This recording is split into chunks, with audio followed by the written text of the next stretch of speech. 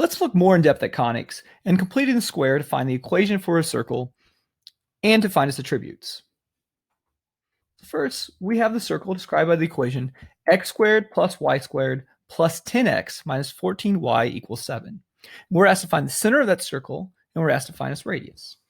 So let's not forget that the standard equation for a circle is x minus h, quantity squared, plus y minus k, the quantity squared, equals r squared, where h comma k is the center of that circle, and r is the radius. So if we go back up, the first thing we want to do is group our x's. So we have x squared plus 10x. We have y squared minus 14y equals 7. Okay. Well, in order to complete the square, we need to take half this b term, so half of 10x, which is 5, and square that number. So we add 25 to the x side.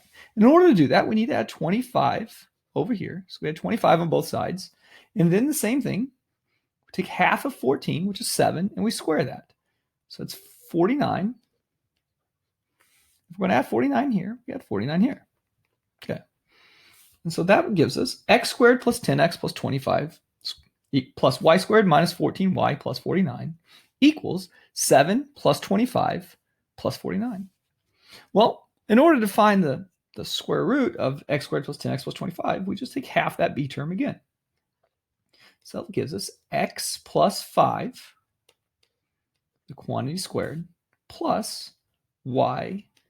Now, since the sign is negative, we'll say minus 7, the quantity squared, equals 7 plus 25, which is 32, plus 49, which is 81.